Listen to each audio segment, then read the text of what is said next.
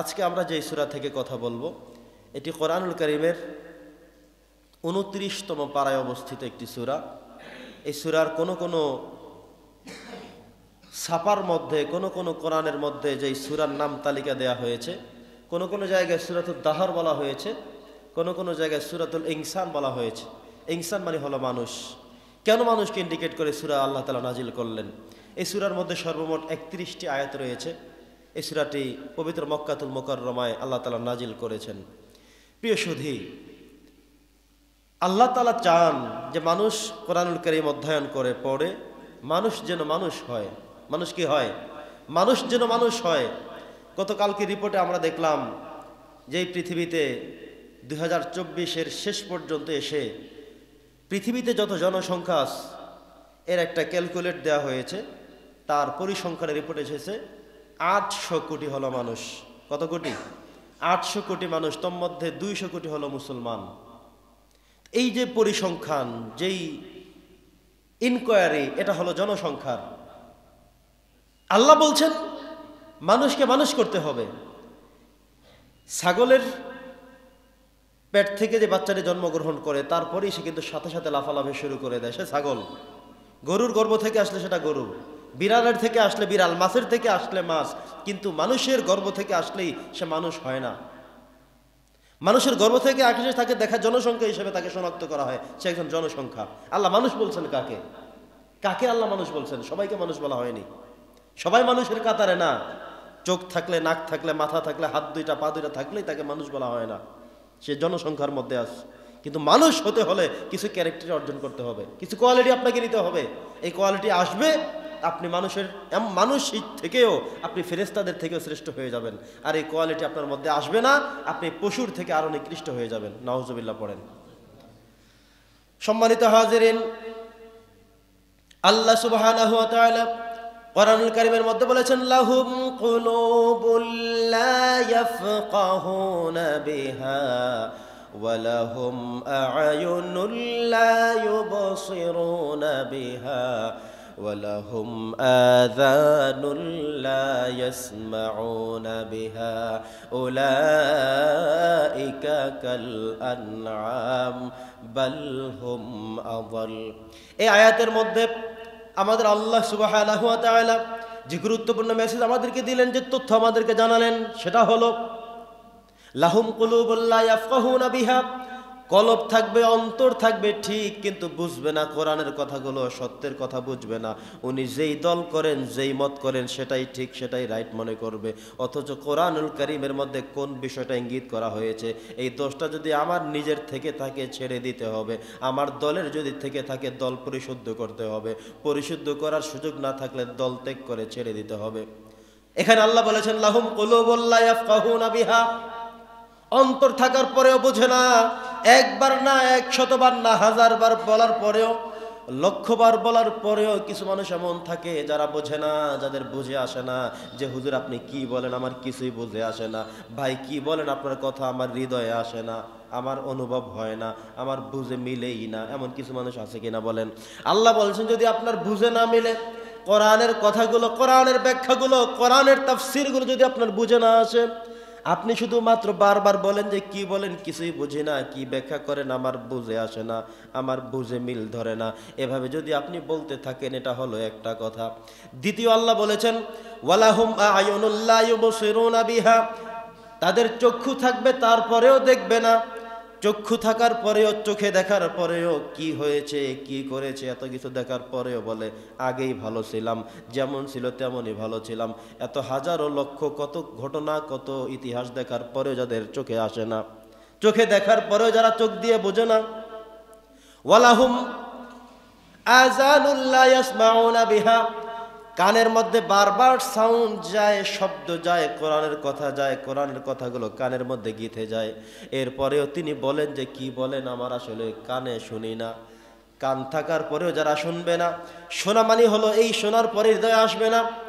চোখ থাকার পরেও দেখবে না মানে হলো দেখবে ঠিক, কিন্তু তাও বুঝে আসবে না। অন্তর থাকবে, হৃদয় থাকবে, তবুও তার অনুভব হবে না। আল্লাহ বলছেন উলাইকা কাল আনআম, এদেরকে আমি ফতোয়া দিয়ে দিলাম এরা হলো চতুষ্পদ জন্তু, চার পায়া জন্তু। চার পায়া জন্তু যারা, সেগুলো আমরা দেখি কুকুর, আমরা সেগুলোকে দেখি বিড়াল, আমরা সেগুলোকে দেখি গরু, আমরা দেখি ছাগল। এই চার পায়া জন্তুর মতো আল্লাহ তাআলা বলেছেন। প্রিয় সুধী, এই জন্যে আমাদেরকে ভালো করে মনে রাখতে হবে যে অন্তর থাকার পরে যদি আমার বুঝে না আসে কোরআনের ব্যাখ্যা তাফসীর কথা, কান থাকার পরে যদি আমার কানে শ্রবণ শক্তি ঠিক না থাকে, চোখ থাকার পরে যদি না দেখে থাকি, এই চোখে দেখা, কানে শোনা, এই সব কিছু যদি হৃদয় দিয়ে উপলব্ধি করতে না পারি, আমার আল্লাহ তাআলা শেষে এসে ফতোয়া দিয়ে দিয়েছেন উলাইকা কাল আনআম, এরা পশু, এরা পশুর মতো। কাল আনআম, সে পশুর মতো। বালহুম আদল, আল্লাহ কখনো বলেছেন বরং তার থেকে আরো নিকৃষ্ট। একটি কুকুর, তার একটা বুঝ শক্তি আছে। একটা গরুকে আল্লাহ তাআলা যে কারণে সৃষ্টি করেছে সে তার লক্ষ্যে ঠিক আছে, একটা ছাগল তার লক্ষ্যে ঠিক আছে, কিন্তু একজন মানুষ যদি কোরআন না বোঝে তাহলে সে মানুষ হতে পারে না, বরং সে ওই পশুর থেকে আরো নিকৃষ্ট পর্যায়ে চলে যায়। নাউজুবিল্লাহ পড়েন। আমরা কি শ্রেষ্ঠ হতে চাই না নিকৃষ্ট হতে চাই? নবী করিম সাল্লাল্লাহু আলাইহি সাল্লামকে যখন মেরাজে নিয়ে যাওয়া হলো, নবীজিকে বললেন, হযরত জিবরাইল আমিন এসে বললেন, ইয়া রাসূলুল্লাহ, ইয়া হাবিবাল্লাহ, আল্লাহ সুবহানাহু ওয়া তাআলা আমাকে পাঠিয়েছেন, সাথে করে দুইটা বাহন দিয়েছেন, একটা হলো বোরাক আর একটা হলো রফরফ। এই দুইটা বাহনের মাধ্যমে আপনাকে পৌঁছে যেতে হবে স্বয়ং আল্লাহ সুবহানাহু ওয়া তাআলার কাছে। নবীজি রওনা করলেন, বোরাকের সফর শেষ, রফরফের সফর শেষ। এবার হযরত জিবরাইল আমিন তিনি নবী করিম সাল্লাল্লাহু আলাইহি সাল্লামকে নিয়ে আল্লাহ তাআলার আরশে চলে গেলেন। আরশে যাওয়ার পরে, নির্ধারিত জায়গায় যাওয়ার পরে, এবার জিবরাইল বললেন, ইয়া রাসূলুল্লাহ, ইয়া হাবিবাল্লাহ, এর থেকে সামনে যাওয়ার আমার আর সুযোগ নেই, আমার এই পর্যন্তই সমাপ্ত। এর থেকে সামনে যাওয়ার আমার আর অধিকার নাই, আর অনুমতি নাই, কখনো আমি যাইতে পারি নাই। নবী করিম সাল্লাল্লাহু আলাইহি সাল্লাম মানুষ ছিলেন, কিন্তু যখন মানুষ শ্রেষ্ঠ হয়ে গেল তখন ফেরেশতাদের থেকে আরো শ্রেষ্ঠ হয়ে গেল। পড়েন সুবহানাল্লাহ। হযরত জিবরাইল আমিনকে আল্লাহ তাআলা তৈরি করলেন, বানালেন, বারবার বিভিন্ন নবীদের কাছে মেসেজ করলেন, পাঠালেন। তিনি বারবার আসলেন, গেলেন, মেসেজ দিলেন, তথ্য দিলেন, খবর সরবরাহ করলেন। এরপরেও জিবরাইল বললেন যে কখনোই এই পর্দার অপর প্রান্তে ৭০,০০০ যে পর্দা, নূরের পর্দা, তার এই পাশে আমি থাকি, এর ওই পাশে যাওয়ার কোনো অনুমতি আমার নাই।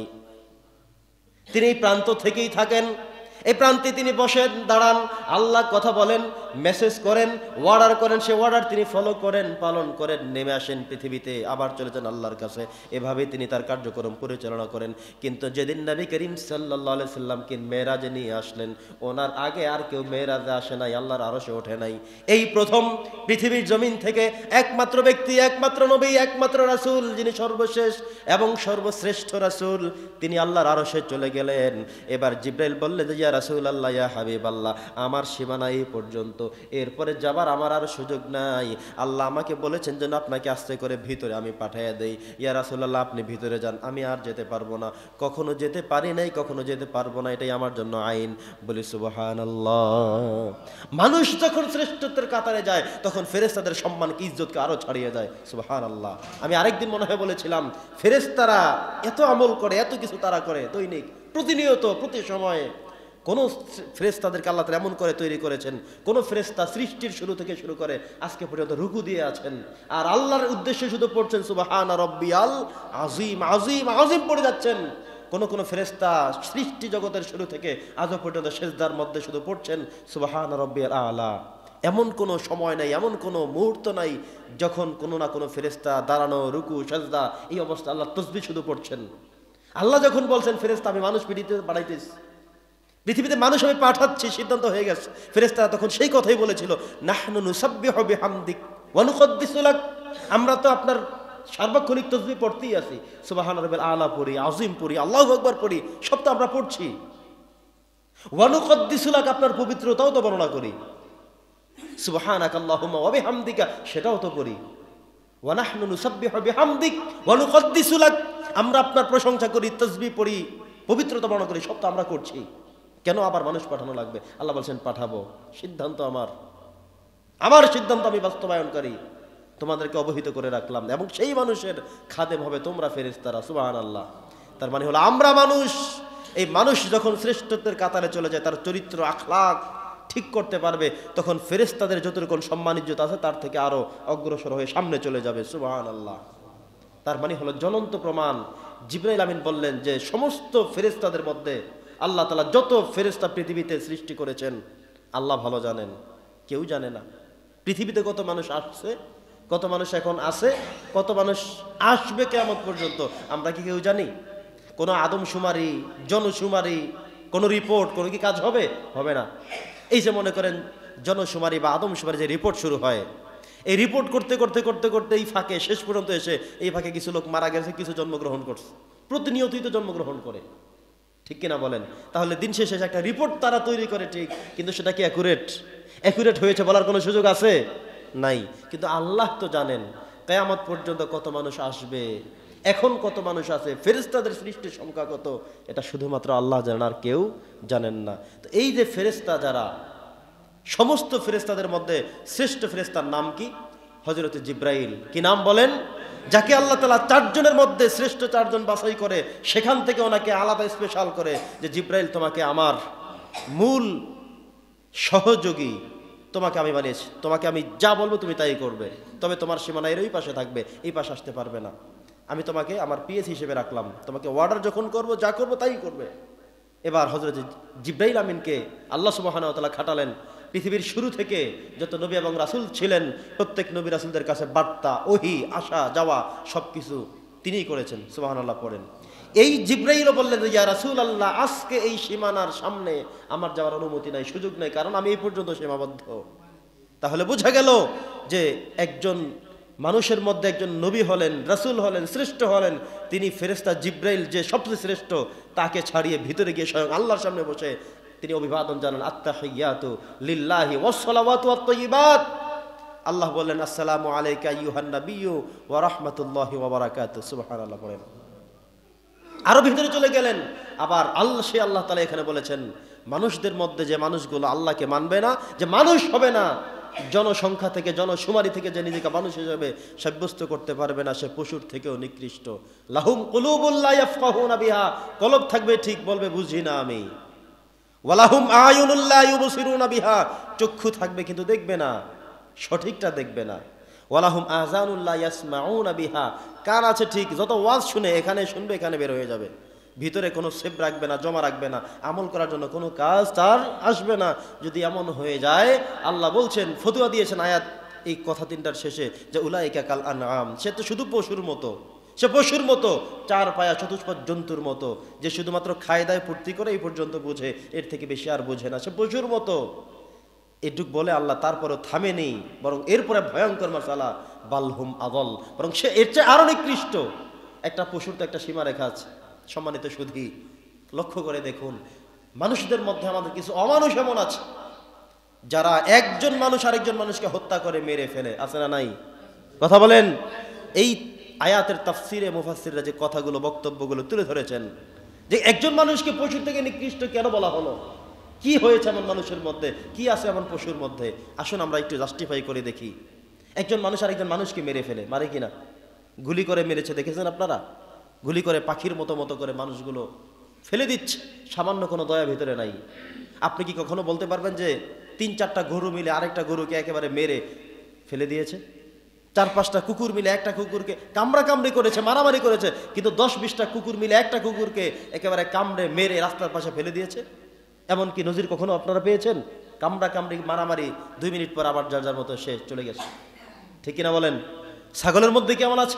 অন্য কোনো প্রাণীর মধ্যে আছে? পুষ্করিণীর মধ্যে কি এমন আছে? অনেক প্রকার মাছ থাকে, কিন্তু শৈল মাছকে মেরে ভাসিয়ে দিয়েছে, অমুক মাছকে কামড়ে মেরে উপরে ভেসে উঠছে, এমন তো না। এমন কি হয়? বরং পৃথিবীতে যত সৃষ্টি জীব রয়েছে, এমন কোনো প্রাণী হয় না যে তার আগুন লাগিয়ে মানুষের ঘর বাড়ি করে দিয়েছে, আগুন লাগিয়ে কোনো পশু পাখি অন্য পাখি প্রাণীগুলোকে মেরে ফেলেছে, এমন হয় না। বরং মানুষ করে এটা। মানুষকে দিনে মারে, রাতে মারে, গুলি করে মারে, ইচ্ছা করে মারে, মানুষকে জবাই করে মারে, এমন মানুষ পাওয়া যায়, ঠিক কিনা বলেন? মানুষ শত্রুতামি করে, আগুন লাগিয়ে দিয়ে ধূলিসাৎ করে ফেলে সবকিছু। আল্লাহ এই জন্য বলছেন যে বালহুম আদল, বরং যেই মানুষগুলো তার এই কোরআনের আয়নাগুলো তার যখন অনুভূতিতে আসে না, সে তো পশুর মতোই শুধুমাত্র নয়, বরং বালহুম আদল, এর থেকে আরো বেশি নিকৃষ্ট। এই জন্য আমাদেরকে কোরআন থেকে ট্রেনিং নিতে হবে। আমাদের পৃথিবীতে বাড়ছে জনসংখ্যা, কমছে মানুষ। জনসংখ্যা দিন দিন বাড়ছে। আপনি সবাইকে মানুষ বলতে পারবেন না, সবাইকে মানুষ বলবার সুযোগ নাই। আমরা মুসলিম তো কত মানুষ, সবাই তো এখন মসজিদে আসে নাই। আপনি দেখতে পারেন সে একটা মানুষ, দেখতে পারেন আপনার মধ্যে সব ঠিক আছে, কিন্তু আল্লাহর কোরআনের ফতোয়া হলো সে মানুষ তুমি দেখতে পারো, সে শুধু জনসংখ্যার কাউন্টে চলে আসবে, কিন্তু সে মানুষ হিসেবে আল্লাহর কাছে স্বীকৃত না। প্রত্যেকটা প্রাণী বাচ্চা জন্মগ্রহণ করলে তার মতো হয়ে যায়, আর মানুষকে মানুষ হতে হলে কোরআনের আয়নায় নিজেকে মাপতে হবে। আমি যদি আমাকে মানুষ বলি, মাঝে মধ্যে আপনারাও তো বলেন, বলেন না যে এটা তো মানুষই না, এটা তো অমানুষ। যখন তার আচরণ, যখন তার চরিত্র, যখন তার কাজ হিংস্র প্রাণীর থেকে আরো ছাড়িয়ে যায়, তখন আপনিও তো বলেন এটা তো অমানুষ। এটা আপনি বলেন না, এটা আমার কথাও না, ফতুয়া আল্লাহর। কারণ একজন মানুষের সাথে একজন মানুষের বিরোধ থাকতে পারে, তার মানে রাত্রিবেলা গিয়ে 3-4 জন মিলে হাত পা বেঁধে জবাই করে খালের মধ্যে বেশি ভাসিয়ে দিবে, পুকুরের মধ্যে ভাসিয়ে দিবে। ছোট্ট ছেলে পাওয়া যাচ্ছে না, 3 দিন পরে পাওয়া গেল বাগানের মধ্যে হাত পা বাঁধা মরা লাশ। তো যেই মানুষগুলো তাকে মারলো, আপনি কি তাকে মানুষ বলতে পারবেন? কথা বলেন। আপনিও তো বলেন সেটা কিভাবে মানুষ হতে পারে, সেটা অমানুষ। এই অমানুষ আপনি আমি বলি নাই, মাসালাটা আল্লাহর। কোরআনের বিধানটা কি? কি অপরাধ করেছে ছোট্ট মানুষটি, কি অপরাধ করেছে আরেক ভাই? রাজনৈতিক কোন্দলের কারণে, বিরোধ থাকার কারণে তাকে মেরে ঝুলিয়ে দিতে হবে গাছের সাথে, তাকে মেরে নদীর মধ্যে ভাসিয়ে দিতে হবে। এটা তো কোনো আইন নেই, আইন তার বিচার করবে, তার ফাঁসি হলেও হবে, সেটা আল্লাহর বিধান।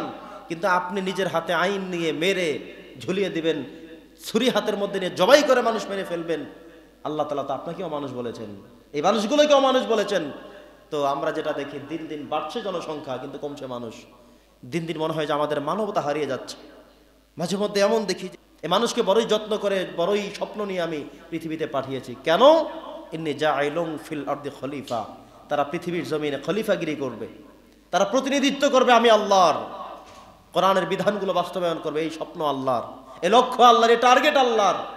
এরপর আল্লাহ ফতোয়া দিয়ে বলেছেন, যারা এগুলো করবে না তারা উলাইকা কাল আনাম, তারা পশুর মতো, বালহুম আদল, এর থেকে আরো নিকৃষ্ট। আমাদেরকে মনে রাখতে হবে, সূরাতুল ইনসানের মধ্যে আল্লাহ সুবহানাহু ওয়া তাআলা আমাদেরকে যে মেসেজ করলেন যে প্রত্যেকটি মানুষ, আমরা যারা নিজেদেরকে মানুষ বলে ভাবি, মানুষ হতে হলে মানবিক চরিত্রগুলো অর্জন করতে হবে কোরআন থেকে। কোন কিতাব থেকে? আমাদের তো জীবনের সিলেবাস শুধুই একটা, সেটা হলো আল কোরআন। আমার জীবনের জন্ম থেকে শুরু করে মৃত্যু পর্যন্ত, হাসর, কবর, কিয়ামত, পুলসিরাত পার হয়ে জান্নাতে যাওয়া পর্যন্ত সিলেবাস শুধুই একটা, সেটার নাম কি? সবাই বলেন কোরআন। শুধু একটাই সিলেবাস কোরআন। এই যে প্রতিনিয়ত যত খতিব কথা বলবে, আমি শুধু একা না, যত খতিব কথা বলবে ওই উদ্দেশ্য শুধু কোরআন। এই কোরআনের লেকচার আপনি মনে করেছেন জীবনের শুরু থেকে কোরআন শোনা শুরু করলেন, এখনো শুনতেছেন, প্রত্যেক মাহফিলে গিয়েও শুনেন, প্রত্যেক জুমার দিনেও আমরা শুনি, মোবাইল থেকেও শুনবেন, ইউটিউব থেকে শুনবেন, সোশ্যাল মিডিয়ার সব মাধ্যম থেকে শুনবেন, তবুও দেখবেন এখনো আরো বাকি, এখনো সব জানি নাই, এখনো সব শুনি নাই। ঠিক কিনা বলেন? তাহলে সিলেবাস শুধু একটা, সেটার নাম কি? আল কোরআন। এই কোরআনের আয়নায় আপনি আপনার নিজের চরিত্র গঠন করলেই কেবলমাত্র আপনি মানুষ হতে পারবেন। তার আগে আপনাকে মানুষ বলা সম্ভব না। আপনি শুধু জনসংখ্যার মধ্যেই আছেন। এই পৃথিবীতে যত জনসংখ্যা দেখা যায়, আদমশুমারি হচ্ছে, জনশুমারি হচ্ছে, সব শুধু জনসংখ্যা। মানুষ হতে হলে, মানুষ পরিচয় দিতে হলে কোরআনের আয়নায় নিজেকে ভাসাতে হবে। আপনি নামাজ পড়বেন, কোরআনের বিধান মেনে চলবেন, রোজা রাখবেন, আল্লাহর হুকুম হাকামগুলো সব নিজের জীবনে অ্যাপ্লাই করবেন, আপনি মানুষ। আপনি মানুষ মেরে ফেলবেন জবাই করে, আপনি তো মানুষ হতে পারেন, আপনি অমানুষ। আপনি জনসংখ্যার মধ্যেই আছেন, মানুষের জায়গায় এখন আসতে পারেননি। আপনি 1 বছরও রোজা রাখেন না, একটা রোজা রাখেন না, নামাজ আজও পর্যন্ত আপনি পড়েন না, আপনি জনসংখ্যা, আপনি মানুষ হতে পারেননি। মানুষ তখনই হবেন যখন কোরআনের কাছে আসবেন। আপনার কানে কি এই কথা পৌঁছায় নাই? আজান যখন দিয়েছে মুয়াজ্জিন, আপনাকেও তো ডেকেছে, শুধু ইমাম সাহেবকে, শুধু টুপিওয়ালা মানুষজনকে, শুধু দাড়িওয়ালা মানুষকেই তো ডাকেনি, সবাইকে ডেকেছে। যার নাম মুসলমান সবাইকে ডেকেছে। আজান আপনার কানে যে পৌঁছালো না, আজানের অর্থ যে আপনার ভিতরে আসলো না, আপনি যে নামাজ পড়তে আসলেন না, আপনি যে নামাজ পড়লেন না দৈনিক, আপনি বিধানগুলো আল্লাহর যে আপনি লঙ্ঘন করলেন, ছেড়ে দিলেন, আপনি জনসংখ্যার মধ্যে আছেন, মানুষের মধ্যে আসতে পারেননি, কারণ আজান ঠিক কানে গিয়েছে। আল্লাহ বলছেন ওয়ালাহুম আযানুন লা ইয়াসমাউনা বিহা, কানে শুনবে ঠিক কিন্তু বুঝবে না বলছে কি। আজানে বলা হচ্ছে কি হাইয়া আলাস সালাহ অর্থ কি, হাইয়া আলাল ফালাহ অর্থ কি, নামাজের দিকে আসো, কল্যাণের দিকে আসো, এই নামাজেই কল্যাণ, এখানেই আসো। শুনলেন কানে, ভিতরে তো আসলো না। আপনাকেই আল্লাহ বলছেন, ফতোয়া আল্লাহ আপনার জন্য দিয়েছেন। আজান শুনলেন, নামাজ পড়তে আসলেন না, ফতোয়া আপনার জন্য আল্লাহ দিচ্ছেন। উলাইকা কাল আনাম, সে তো পশুর মতো। এই যে আজান হচ্ছে, তখন তো কুকুর তার মতো দৌড়ায়, গরু তার মতো ঘাস খায়, ছাগল তার মতো ভ্যাঁ ভ্যাঁ করে, কিন্তু আপনি তো মানুষ। আপনি এটা বুঝলেন না কেন? আপনি কেন মসজিদে আসলেন না? তাহলে এই ফতোয়া আপনার জন্যও, যে আজান কানে এসেছে ঠিক, কিন্তু বাস্তবতায় আসে নাই। চোখে দেখেছেন সঠিক বিষয়টা, কিন্তু বাস্তবতায় আসে নাই। এই ফতোয়া আপনার জন্যই। প্রিয় সুধী, আমরা কি মানুষ হতে চাই না জনসংখ্যায় থাকতে চাই? কথা বলেন, মানুষ হতে চাই? আল্লাহ সুবহানাহু ওয়া তাআলা বলছেন যে মানুষ হতে হলে আপনাকে কোরআনের আয়নায় নিজেকে পরিশুদ্ধ করে নিতে হবে। মানুষ হতে হলে কি করা লাগবে, কোরআনের আল্লাহ তাআলা সব ফর্মুলা দিয়ে দিয়েছেন।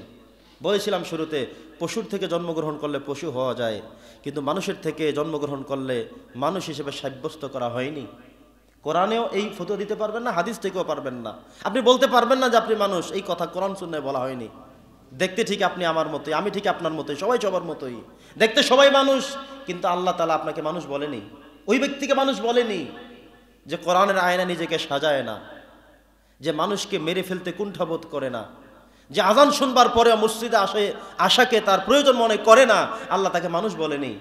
আমার কথা না, ফতোয়া আল্লাহর।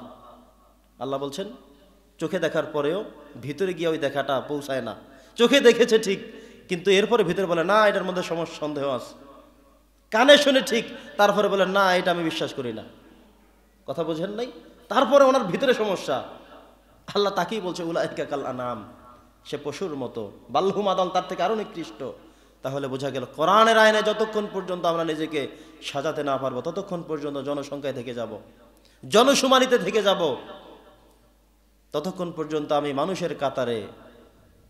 মুসলমান তো তারপরে, ইমানদার তো আরো উপরের ক্যাটাগরি, মুত্তাকি তো আরো উপরের কথা, নাম্বার 1 ক্লাসিফিকেশনের কথা, সেটা তো আরো পরের বিষয়। এজন্য এই সূরার মূল দাবি হলো, সূরাতুল ইনসানের দাবি হলো যে অ্যাড্রেস যেটা আল্লাহ তাআলা করেছেন, ইয়া আইয়ুহাল ইনসান মা গররাকা বিরাব্বিকাল কারীম। কে তোমাদেরকে আল্লাহ থেকে গাফেল রেখেছে? কেন তোমরা গাফেল? কেন তোমরা উদাসীন? আল্লাহ যে তোমাকে আমাকে সবাইকে পাঠিয়েছেন, কেন সেটা আমরা বুঝি না। সেই বুঝে আমাদের সমস্যা কোথায়? আল্লাহ তাআলা মানুষ থেকে জানতে চেয়েছেন কি সমস্যা তোমাদের, বুঝছো না কেন, বুঝতে চাও না কেন? আমি তো তোমাদেরকে অন্য সব প্রাণী থেকে অন্য আলাদা করে তৈরি করেছি।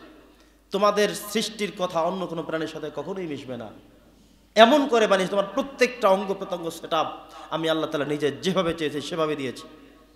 আমরা কারো যদি একটা আঙ্গুল কেবলমাত্র কেটে ফেলতে হয়, কিংবা একটা আঙ্গুলের সংখ্যা কমে যায়, তিনি বুঝেন যে আঙ্গুলটা আমার কত কাজে ছিল। এই যে আঙ্গুলের, আমরা ভাত খাওয়ার সময়, আমাদের মুষ্টিবদ্ধ করার সময়, হাতে ব্যাগ নেওয়ার সময় কত কাজে, প্রত্যেকটি আঙ্গুলের ভাঁজ, কত জায়গায় ভাঁজ দিয়ে আল্লাহ তাআলা করে দিয়েছেন।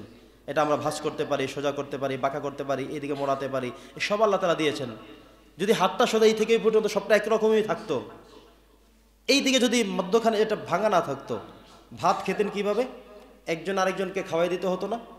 কথা বলেন, আপনি কি মুখের কাছে আনতে পারতেন? এখানে আল্লাহ একটা ভাঁজ দেওয়ার কারণে ভাতটা মুখে চলে আসছে।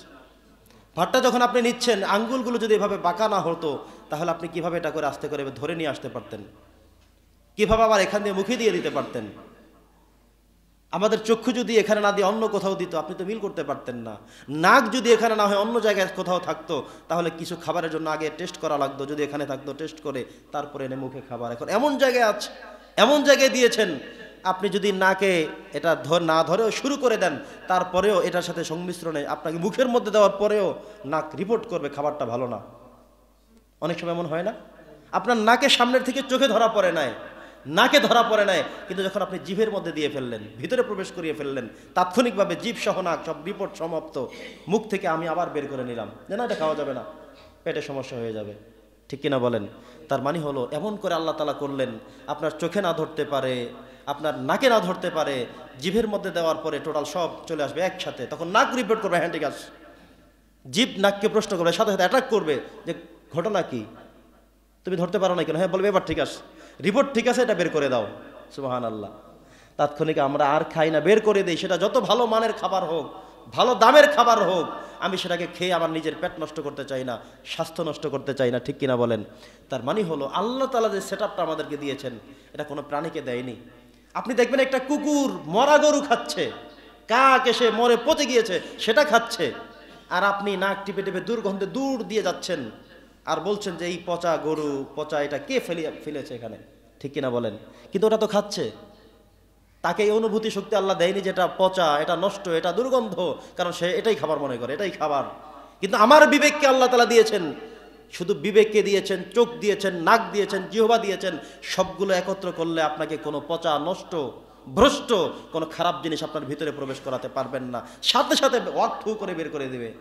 এটাই হলো আমার পুরো মেডিকেলের রিপোর্ট। সুবহানাল্লাহ। এটা দিয়েছেন কে? মানুষ ছাড়া অন্য কোনো প্রাণী এমন খাইতে পারে, এমন করতে পারে, এটা কি কেউ বলতে পারবেন? কেউ বলতে পারবে? কিয়ামতের আগে এমন কি কোনো প্রাণী আসতে পারে যারা এভাবে করতে পারে? না। আল্লাহ বলছেন আমি মানুষকে সম্পূর্ণ আলাদা করে বানিয়েছি। তবে মানুষ শুনে রাখো, আমি তোমাদেরকে বড়ই চমৎকার করে, বড়ই আশাবাদী হয়ে তোমাদেরকে পৃথিবীতে পাঠিয়েছি। তোমাদেরকে খলিফার দায়িত্ব দিয়েছি, তোমাদেরকে প্রতিনিধিত্বের দায়িত্ব দিয়েছি, তোমাদেরকে শ্রেষ্ঠ করেছি, আশরাফুল মাখলুকাত করেছি। তবুও তোমাদের থেকে চাই তোমরা সাজদা দাও, আমার কথা শোনো। যদি শোনো, যদি কানে শোনার পরে ভিতরে গিয়ে বোঝা যায়, যদি চোখে দেখার পরে ভিতরে গিয়ে বোঝা যায়, তাহলে তুমি ঠিক আছো, তোমার জন্য পুরস্কার। খালিদিনা ফিহা আবাদা, সেই জান্নাতে অনন্তকাল থাকবে, কেউ তোমাকে বের করতে পারবে না। আর যদি না বুঝতে সক্ষম হও, তাহলে তুমি পশুর থেকে আরো নিকৃষ্ট। নাউজুবিল্লাহ পড়েন। তাহলে আমরা আজান শোনার পরে কি দোকানে বসে থাকবো? আজান শোনার পরে কি বাজারে বাজারেই ঘুরবো? আজান শোনার পরে কি আড্ডাবাজি চলতেই থাকবে? নাকি অ্যান্সার দিয়ে, জবাব প্রদান করে আল্লাহর হুকুম পালন করতে মসজিদে চলে আসবো? কোনটা করবেন সিদ্ধান্ত আপনার। আপনি কি জনসংখ্যায় থেকে যাবেন না মানুষ হয়ে মসজিদে ফিরবেন, সে সিদ্ধান্তটা আপনার। আজকে বুঝিয়ে দিলাম, বলে দিলাম, আজান শোনার পরেও যারা শুধু বাজারে ঘুরবে, বুঝবেন সে শুধু জনসংখ্যা। সে কি? এই তো এখন সাউন্ড ছোট হয়ে আসছে। আজান শোনার পরেও যারা শুধু বাজারে ঘুরবে, ব্যবসা করতে থাকবে, সে শুধু জনসংখ্যা, সে মানুষ না। এই ফতুয়া কার? ইমাম সাহেবের? থেমে গেলেন কেন? এই ফতুয়া আল্লাহর। আবারও বলছি, যেহেতু আপনাদের সাউন্ড কমে গেছে, আল্লাহ বলছেন লাহুম কুলুবুল লা ইয়াফকাহুনা বিহা, যাদের হৃদয় থাকার পরেও সে বুঝে নাই। ওয়ালাহুম আ'য়ুনুল লা ইউবসিরুনা বিহা, চোখ থাকার পরেও সে দেখে নাই। ওয়ালাহুম আযানুল লা ইয়াসমাউনা বিহা, কানে শোনার পরেও তার উপলব্ধিতে তার জন্ম উদ্রেক নেয় নাই। আজান শুনছে ঠিক, কিন্তু কেন যে আজান দিল সেই মর্মই সে বোঝে নাই, মর্ম ভিতরে আসে নাই। নামাজ যে পড়তে হবে সেটা ওয়াজ শুনে চলে গেছে, কিন্তু এরপরে সে ভিতরে এখন আর আসে না, রাস্তায় রাস্তায় ঘুরছে। এই লোকের ব্যাপারে আল্লাহ এরপর বলছেন উলাইকা কাল আনাম, সে পশুর মতো, বাল্যম আদল, বরং আরো নিকৃষ্ট। মানুষ শ্রেষ্ঠ কখন? আমি বলছিলাম নবী করিম সাল্লাল্লাহু আলাইহি সাল্লাম মেরাজে গিয়ে সরাসরি আল্লাহর সাথে সাক্ষাৎ করেছেন। জিবরাইল আমিন একটা জায়গায় গিয়ে স্টপ হয়ে গিয়েছেন যে ইয়া রাসূলুল্লাহ, ইয়া হাবিবাল্লাহ, এরপরে আর সামনে যাওয়ার আমার অনুমতি আর নাই। যদিও আমি এত অসংখ্য অগণিত ফেরেশতাদের মধ্যে আমি শ্রেষ্ঠ ফেরেশতা, নাম্বার 1, তবুও এই সীমার ওই পাশে আমার যাওয়ার অনুমতি নাই। সুবহানাল্লাহ পড়েন। নবী করিম সাল্লাল্লাহু আলাইহি সাল্লাম এই পৃথিবীতে যত মানুষ এসেছিলেন নবী রাসূল, সবার মধ্যে তিনি শ্রেষ্ঠ। তিনি সেই গেট ফাড়িয়ে সামনে চলে গেলেন, গিয়ে সরাসরি আল্লাহর সাথে তাহিয়াত পেশ করলেন। সুবহানাল্লাহ পড়েন। তার মানে জিবরাইল ফেরেশতাদের মধ্যে যে শ্রেষ্ঠ, তিনি কি শ্রেষ্ঠ? নাকি মানুষের মধ্যে আল্লাহর রাসূল শ্রেষ্ঠ? তিনি শ্রেষ্ঠ। কে শ্রেষ্ঠ? অথচ ফেরেশতাদেরকে আল্লাহ তাআলা পৃথিবীতে সবচেয়ে সম্মানিত করেছেন। মানুষ যার আমল ভালো হবে, সে ফেরেশতাদের আমল থেকে ছাড়িয়ে চলে যাবে। ফেরেশতারা বলেছিলাম সারাদিন কেউ রুকুর মধ্যে, সারাদিন কেউ সাজদার মধ্যে, তবুও কিয়ামতের দিন কাউকে একটা কমলা পুরস্কার দেওয়া হবে না, একটা ডালিম পুরস্কার দেওয়া হবে না, কিন্তু মানুষ তাকে বিশাল এক বিস্তৃতি জায়গা দিয়ে দেওয়া হবে। এই দুনিয়ার 10টা সমপরিমাণ জান্নাত, সবচাইতে ছোট যিনি পাবেন, সবচাইতে ছোট জান্নাত যিনি পাবেন, তার জান্নাতের পরিধি হবে এই দুনিয়ার 10টার সমান। কি করবেন আপনি সেখানে? সুবহানাল্লাহ পড়েন। কি করবেন আপনি সেখানে? কি লাগবে আপনার সেখানে? সেখানে আপনাকে সব দেয়া হবে। কয়টা ফল আপনি খাইতে পারবেন সব সেখানে দেওয়া হবে, কিন্তু ফেরেশতাদের জন্য কিচ্ছু নাই। অথচ ফেরেশতারা এখন রুকুর মধ্যে কেউ আছেন, সেজদার মধ্যে কেউ আছেন। তার মানে আমরা বুঝলাম মানুষের মধ্যে যারা শ্রেষ্ঠ কাজ করবে, ভালো কাজ করবে, সে ফেরেশতাদের সম্মানের থেকে ওভারটেক করে আরো সামনে চলে যাবেন। আর মানুষের মধ্যে যারা নিকৃষ্ট কাজ করবে, তারা ওই যে চতুষ্পদ জন্তু কুকুর, যেটাকে দেখলে আমরা ঘৃণা করি, এই কুকুরের থেকে আরো নিকৃষ্ট বলে দিয়েছেন কে? এ ফতোয়া কি ইমাম সাহেবের না আল্লাহর? তাইলে এবার জবাব দেন, আযান শোনার পরেও যে মানুষগুলো রাস্তায় রাস্তায় ঘুরবে, তারা কি মানুষ না জনসংখ্যা? শুধু জনসংখ্যাই দেখবেন, তাকে আপনি মানুষ ভাবার কোনো সুযোগ নেই। কোরআন বলছে। আর আজান শোনার পরে যিনি তাড়াতাড়ি মসজিদে চলে আসবেন, তার মানে কানে যখন আপনার আজান চলে গেল, আপনি বুঝেছেন যে আপনাকে ডাকা হচ্ছে, আসতে মসজিদে চলে আসেন। আপনি মানুষ, শ্রেষ্ঠ মানুষ, আশরাফুল মাখলুকাত মানুষ, আপনি সেই খলিফা যে উদ্দেশ্যকে কেন্দ্র করে আমার আল্লাহ আপনাকে পাঠিয়েছেন। আমার আল্লাহ ফেরেশতারা বিতর্ক করেছেন, থামো, বেশি বুঝতে যাও কেন? ফেরেশতারা বলে দিয়েছে, আল্লাহ নাহনু নুসাব্বিহু বিহামদিক, আমরা তো তোমার তসবিহ পাঠ করি সারাদিন, সুবহান রাব্বিল আলা, সুবহান রাব্বিল আযীম, আল্লাহু আকবার, সুবহানাল্লাহ সব পড়ি। ওয়া নুকদ্দিসু লাক, আপনার পবিত্রতা আমরাই তো বর্ণনা করি, কেন আবার মানুষ পাঠাইতে যাবেন? আল্লাহ বলছেন, স্টপ স্টপ, থামো, ইন্নী আ'লামু মা লা তা'লামুন, আমি আল্লাহর থেকে বেশি বোঝো নাকি? চুপ। ফেরেশতারা থেমে গেলেন। সুবহানাল্লাহ পড়েন। তার মানে হলো এত গর্ব, এত অহংকার, এত স্বপ্ন নিয়ে আমাদেরকে আল্লাহ পাঠিয়েছেন, সেই আমরা কি করা দরকার? আল্লাহ বলছেন, ইয়া আইয়ুহাল ইনসান মা গররাকা বিরাব্বিকাল কারীম, কে তোমাকে এমন উদাসীন করে দিয়েছে? আল্লাহ প্রশ্ন করছে, হে মানুষ, এমন কেন তুমি? কি বলে আমি তোমাকে পাঠালাম? কি ফেরেশতাদেরকে আমি জানালাম? কি আমি তোমাদেরকে নিয়ে গর্ব করলাম, অহংকার করলাম? আর করো কি তোমরা? এমন কেন তোমরা? এই প্রশ্ন করছেন কে? আল্লাহ। এটাও কি আমাদের কানে আসবে না? এটাও কি আমাদের বুঝে আসবে না? মা গররাকা বিরাব্বিকাল কারীম, কে তোমাকে আমি আল্লাহ থেকে গাফেল রেখেছে, বিমুখ রেখেছে? কেন কথা শোনো না? কেন তোমরা এমন? প্রিয় সুধী, আল্লাহ যেন আমাদেরকে মানুষ হিসেবে কবুল করেন, পড়ছি আল্লাহুম্মা আমিন। আমরা ইমানদার হতে চাই, মুত্তাকি হতে চাই, পরহেজগার হতে চাই আল্লাহ তাআলার জান্নাতের মেহমান। আল্লাহ যেন আমাদের উপরে রাজি এবং খুশি থাকেন, বলে আল্লাহুম্মা আমিন। সম্মানিত সুধী, কয়েকটি কথা আমার রয়েছে। রজব মাস চলে আসছে। গতকালকে, আজকে মনে হয় 2 তারিখ, গতকালকে 1 তারিখ চলে গেছে, আজকে 2 তারিখ।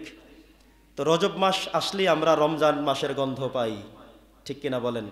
রজব মাস আসলেই নবী করিম সাল্লাল্লাহু আলাইহি সাল্লাম পড়তেন, আল্লাহুম্মা বারিক লানা ফি রজবা ওয়া শাবান ওয়া বাল্লিগনা রমাদান। সেই দোয়ার সময় চলে আসছে। আজকে থেকে, এখন থেকে আমরা প্রতি নামাজের শেষে ইমাম, মুয়াজ্জিন, মুসল্লি, মুক্তাদি সবাই মিলে কি বলবো? আল্লাহর কাছে বলবো, আল্লাহ রজব মাস পর্যন্ত যেহেতু চলেই আসছি, রমজান পর্যন্ত পৌঁছে দাও। এই দোয়াটি কার? আল্লাহর রাসূলের। এই দোয়াটি কার? নবীজি নিজে করতেন, সাহাবীদেরকে নিয়ে, সাহাবীর জোরে জোরে আমিন বলতেন। আজকে থেকে আমরাও এই দোয়াটা করব, আল্লাহুম্মা বারিক লানা ফি রজব ওয়া শাবান ওয়া বাল্লিগনা রমাদান। এই রজব মাস অত্যন্ত বরকতপূর্ণ একটি মাস, মহিমান্বিত মাস। এই মাসের ব্যাপারে অনেক হাদিস আসছে। আমি তো দেখি আমার 3 মিনিট সময় আছে, স্বপ্ন ছিল অনেকগুলো কথা বলবো, কিন্তু পারবো না। অনেক হাদিস আছে।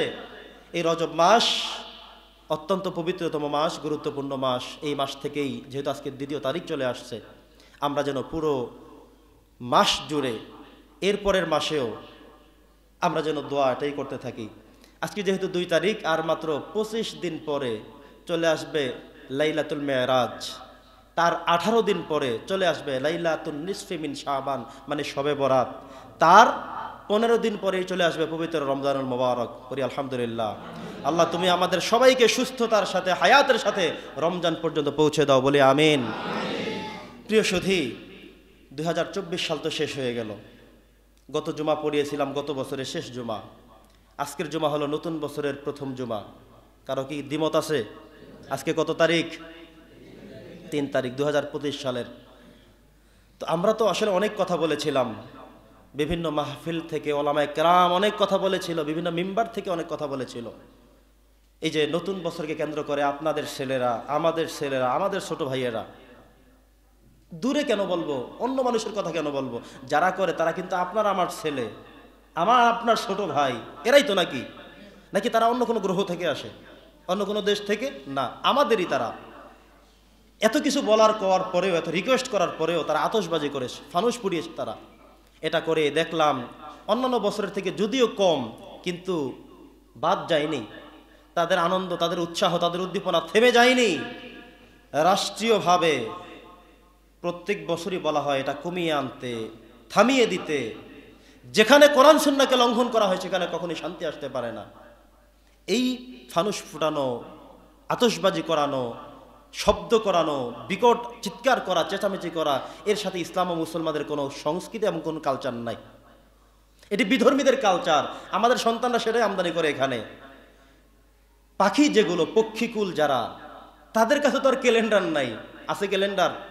কোন পাখির কাছে কি ক্যালেন্ডার আছে যে আজকে 31শে ডিসেম্বর রাত্রে বোমা গম ফুটাবে ফলাফান, আমরা গিয়ে গ্রামের মধ্যে থাকি, ওনারা রাত্রে ফুটালে কালকে আবার শহরে চলে আসবো? তাদের কাছে কি ক্যালেন্ডার আছে? তারা কি জানে বোঝে? না, তারা তাদের মতো সেই খেয়ে দিয়ে ঘুমিয়ে গেছে। রাত্রে বিকট শব্দ, এই যে আগুনের টুকরা এসে তাদের গায়ে পড়ে অনেক পাখি মারা গিয়েছে। অনেক বিকট শব্দ, শব্দের একটা স্পিডের একটা সীমারেখা আছে, এটা অতিক্রম করলে কিছু কিছু প্রাণী আছে এর শব্দের কারণে মারা যায়। এটা একটা মাত্রাতিরিক্ত হয়ে গেলে মারা যেতেই হবে, হয়ে যায়। অনেকে আবার অনেক পাখিগুলো এমন করে, হঠাৎ রাত্রিবেলা গভীর রাত 12টার সময় যখন শব্দ হচ্ছে, ওগুলো ছুটে বেড়াচ্ছে বিল্ডিংয়ের সাথে, বড় বড় দালানের সাথে ধাক্কা খেয়ে খেয়ে পরে পরে ওখানে মারা গিয়েছে। অসংখ্য পাখি মারা গিয়েছে, অসংখ্য পশু মারা গিয়েছে। এর আগে আমরা দেখেছি 2022 সালে একটা ছোট্ট বাচ্চা মারা গিয়েছে, মনে আছে আপনাদের? তো এগুলো চলছে, এর সমাপ্তি কোথায় ঘটবে? আমি যেটা বলছিলাম যে আমাদের তো লক্ষ্য করা উচিত ছিল যে একটি বছর শেষ হয়ে গেল আমাদের, একটি বছরে আমাদের যদি 365 দিন দৈনিক 5 ওয়াক্ত করে নামাজ ফরজ, আমার 1825 ওয়াক্ত নামাজ ফরজ ছিল। 365কে 5 দিয়ে গুণ দিলে 1825 ওয়াক্ত নামাজ আমার ফরজ ছিল। আমি সেই নামাজগুলো আদায় করতে পেরেছি কিনা সেটা আমার পরিসংখ্যান করা দরকার ছিল। পারলে আলহামদুলিল্লাহ, না পারলে অনুতপ্ত হওয়া দরকার ছিল। আমি তো আসামি, আমি আসামি আল্লাহর কাছে। আমি তো নামাজগুলো পড়তে পারিনি। 24 সাল বিদায় হয়ে গেছে। আপনার কে কে হারিয়েছে? বাবা হারিয়েছেন, কেউ মা হারিয়েছেন, কেউ স্ত্রী হারিয়েছেন, কেউ সন্তান হারিয়েছেন। আহাজারি করা দরকার ছিল, রোনাজারি করা দরকার ছিল, ক্ষমা চাওয়া দরকার ছিল আল্লাহর কাছে। কিন্তু সেটা না করে উল্টো আপনি সারা রাত জেগে থেকে টাকা পয়সা ব্যয় করে আতশবাজি, লাফালাফি, গম ফোটানো, বোম ফোটানো, পাখি নিধন করা, পশু হত্যা করা, এই সব কাজ যারা করলো, এই বছর কি আমাদের জন্য কিছু ভালো কিছু নিয়ে আসতে পারে? আল্লাহ কি আমাদের উপরে খুশি হয়ে গেছেন? খুব না, বরং দরকার ছিল কি করেছিলাম আমরা, কি বরং আমাদের অনুতপ্ত হওয়া দরকার প্রতিটি কর্মকাণ্ডের জন্যে। আমি আবারও বলছি, আমার এই সমাজে যারা আছেন, এই সমাজে যারা আমাকে দায়িত্ব দিয়েছেন এখানে কথা বলবার জন্য, আপনাদের কাছেই তো আমার আবেদন, আপনাদের কাছেই তো বলা, আমাদের সন্তানগুলোকে ইসলামিক মাইন্ডে বড় করুন। এই সমস্ত কালচার থেকে তাদেরকে ফিরিয়ে আনুন। আপনার সন্তান চুলের কাটিংটা কার কাটিং নিয়েছে? চুলের কাটিং তো নেবে হাদিস থেকে, সুন্নত থেকে। চুলের কাটিং বুঝে মেসি থেকে নেবে, নেইমার থেকে চুলের কাটিং নেবে? এটা কি কোনো কথা হতে পারে? আপনার সন্তান চুল কাটবে কার মতো, দাড়ি রাখবে কার মতো, চলবে কার মতো, টুপি মাথায় দিবে কার মতো, নামাজ পড়বে কার মতো, তা সিস্টেম আছে, হাদিস থেকে নিতে হবে। আপনি চুল নেয় সেলুন থেকে, চুলের কাটিং নেয় বিধর্মীদের থেকে, পোশাক নেয় বিধর্মীদের থেকে। ইসলাম থেকে যতক্ষণ না নেবেন শান্তি তো আপনার ঘরে আসবে না। এই সন্তান আপনাকে একসময় জবাই করবে, এই সন্তানের সময় আপনাকে মেরে ফেলবে। হচ্ছে এভাবে। প্রিয় সুধী, আল্লাহ তাআলা আমাদের সকলকে বোঝার এবং আমল করার তৌফিক দান করুন। যে বছর চলে গেল, আল্লাহ যেন আমাদের সকল ভুল ভ্রান্তিগুলো ক্ষমা করে দেন। নতুন বছর যেন আমাদের জন্য সুসংবাদ, শুভ সংবাদ, ভালো কিছু নিয়ে আসে, আমরা সে আশাবাদ কামনা করছি। যারা কবলা জুমা পড়েননি সুন্নত পড়ার অনুরোধ জানিয়ে বিদায় করছি। আসসালামু আলাইকুম।